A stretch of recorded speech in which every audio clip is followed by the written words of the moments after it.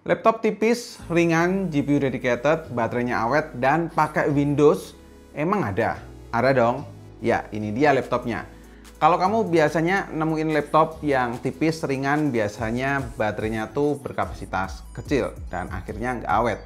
Atau mungkin tipis, ringan, tapi performanya juga nggak ngebut. Tapi di laptop ini tuh semuanya bisa diselesaikan dengan baik. Karena bukan cuma tipis dan ringan, tapi performanya juga sadis. Ya, pakai Intel Core Ultra 7 258V di laptop ini tuh memang bener-bener ngasih breakthrough buat yang nyari sebuah laptop performa dengan full AI. Dan ya ini mungkin solusinya.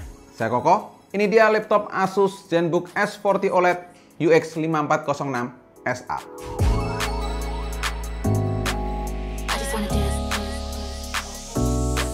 Ya, betul, Intel Core Ultra 7 258V ini tuh merupakan sebuah prosesor terbarunya Intel yang disebut juga dengan Lunar Lake. Saya nggak akan jelasin begitu detail soal prosesor ini karena sudah ada suhunya ya Om Deddy di channel Jagat Review sebelumnya. Silahkan nonton di sana aja. Tapi yang jelas prosesor ini tuh punya up to 120 TOPS. Dimana untuk NPU-nya sendiri punya 40 TOPS sehingga mampu menjalankan pengerjaan AI dengan lancar. Tapi sebelum bahas lebih jauh soal performanya, mari kita ke desainnya terlebih dahulu. Yap, elegan, ringan, dan tipis itulah tiga kata yang tepat ketika menggambarkan desain dari ZenBook S OLED 14 ini. Gak usah diragukan lagi lah ya, ZenBook tuh memang masuknya di kelas premium. Jadi secara desain atau tampilan tuh terlihat elegan. Cover atasnya dengan corak huruf A yang simple, minimalis. Terus juga ada tulisan Asus ZenBook di pojok kiri atas dengan sentuhan finishing matte. SKU yang saya pegang ini berwarna Zumaya Grey. Materialnya dari premium seraluminium, jadi selain ringan dari segi durabilitas juga baik. Cover bagian bawah juga ngasih kesan premium dengan banyaknya lubang sirkulasi udara yang rapi dan rubber karet untuk menyangga laptop jadi nggak licin ketika diletakkan di meja. Terus untuk lubang speakernya disembunyikan dengan baik di bagian sisi sini nih, di kiri kanan laptopnya. Speakernya ada 4, 2 tweeters dan 2 woofers dengan audio by Harman Kardon, juga sudah tersertifikasi Dolby Atmos. Jadi memang kualitas audionya punya kelas banget lah ya. Coba deh dengerin dulu suaranya.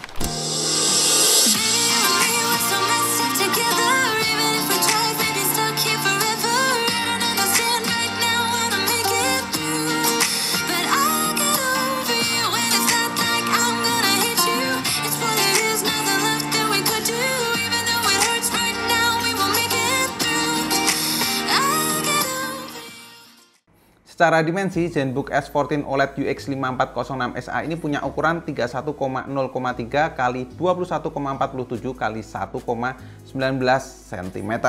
Ya, ringannya sendiri juga di 1,2 kg aja. So, ultra tipis dan ultra ringan. Plus sudah military grade mil STD 810H. Bakoh bener ini laptop. Udah deh, kalau kamu bawa laptop ini untuk kerja pakai tas gitu nggak akan berasa. Saya aja udah lebih dari seminggu bawa laptop ini bolak-balik ya, kerja di mana aja bener-bener nyaman. Bahkan kalau kamu bawa chargernya pun ini juga terbilang kecil banget. Udah kayak charger handphone aja. Buset dah Asus. Dibuka, layar 14 inch yang berwarna hitam pekat langsung terlihat jelas. Bezelnya bener-bener tipis di kiri kanannya. Bezel atas ada Full HD kamera dengan IR support Windows Hello dan bezel bawah juga kecil dengan tulisan Asus ZenBook juga kecil. Layar 14 inch 3K 2880 x 1800 pixel OLED, refresh rate up to 120 Hz, 100% DCI P3 Color Gamut, sudah dapat VESA Certificate Display SDR True Black 500 dan Pantone Validate. Nah, kualitasnya jelas bener-bener detail, warnanya juga enak banget di mata dan karena punya refresh rate tinggi, jadi kalau baca artikel gitu terasa smooth. Untuk editing video juga bener-bener memuaskan ya, apalagi kalau cuman buat nonton film atau video. Sudah jadi paket lengkap. Tapi memang sih layar laptopnya Asus di kelas ZenBook tuh nggak pernah mengecewakan. Asus Lumina OLED racikan dari Asus sendiri ngasih pengalaman di depan layar yang nyaman tapi juga punya akurasi warna yang baik. Dari segi keawetan juga dikasih OLED Care lewat My Asus. Terus juga ada Splendid untuk opsi pilihan warna layar. Dan walaupun finishingnya glossy, tapi karena brightness-nya sampai di 500 nits, jadi masih oke banget. Tenang, masih ada plusnya lagi nih, yaitu touchscreen support stylus. Sudah deh, ini bakalan cocok juga buat kamu yang hobi nge-sketch ya. Nah, sayangnya hinge atau engselnya ini tuh nggak bisa dibuka sampai 180 derajat.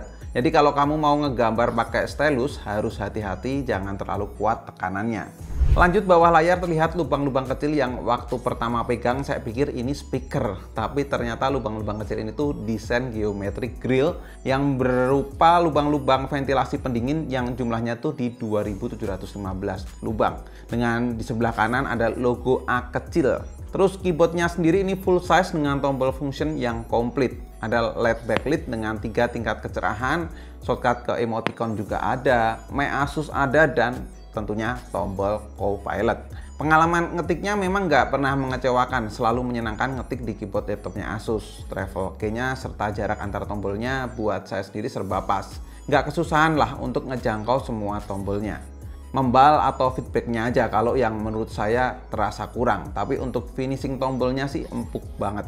Touchpad-nya punya lahan yang luas ya, responnya juga oke banget, support Windows gesture sudah jelas, dan beberapa gesture lainnya. Kayak di sebelah kiri ini untuk kontrol volume, di sebelah kanan untuk atur brightness, dan di sisi atas untuk geser kiri kanan. Overall sih untuk sebuah laptop ukuran 14 inch, touchpad-nya ini luas banget, namun pump-rest-nya juga nggak kesempitan. Ke port I/O sisi kiri ada 1 kali port HDMI 2.1, 2 kali port USB Type-C Thunderbolt 4, dan 1 kali port combo audio jack. Sedangkan sisi kanan cuman ada 1 kali USB 3.2 Gen 2 tipe A.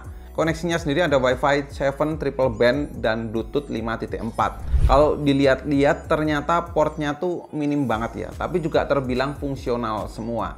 Ya, untuk sebuah laptop produktivitas sih ini sudah cukup mumpuni.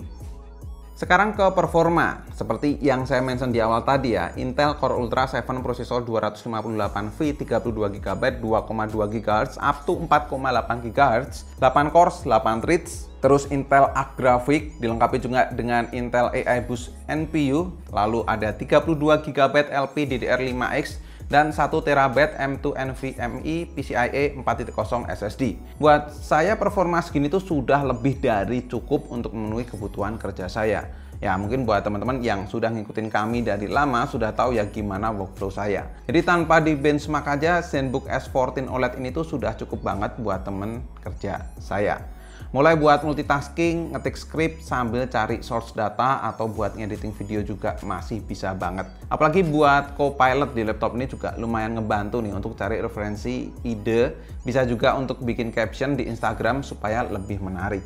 Kalau untuk secara benchmark kami tes di PC Mark 10 bisa dapat skor 6713, terus di 3D Mark 10 Spy skornya di 4233, Cinebench R23 angka single core-nya 1818. Multicore-nya di 9410, dan untuk kecepatan SSD-nya bacanya tuh di 5000-an Mbps serta tulisnya di 3400-an Mbps. Terus untuk ngedit video gimana Mas? Nah, kami tes render 4K cuma butuh 2 menitan sedikit. Lanjut kalau di 1080p 30 fps itu butuh waktu di 1 menitan aja. Super ngebut padahal ini baru di mode performance, belum di full speed kipasnya ya. Dan sejauh saya pakai suara fan-nya tuh hening betul, nggak berisik.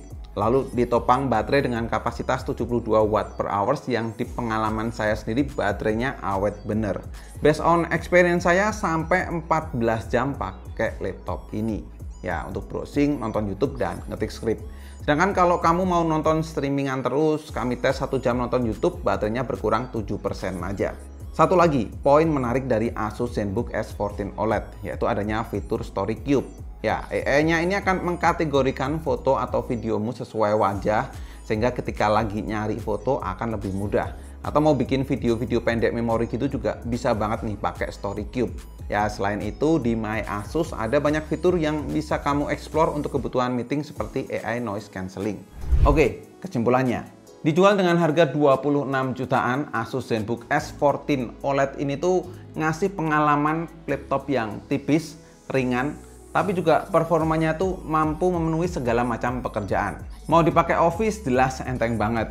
Mau jadiin media player atau media streaming, jelas layarnya tuh tajam dan warnanya stand out banget. Apalagi buat editing video, jelas bisa banget. Satu lagi, yaitu baterainya yang bisa tahan sampai seharian itu jadi poin plus yang menarik banget. Mungkin kalau dibilang kurangnya cuman di masalah hinge atau engselnya aja yang nggak bisa dibuka sampai 180 derajat.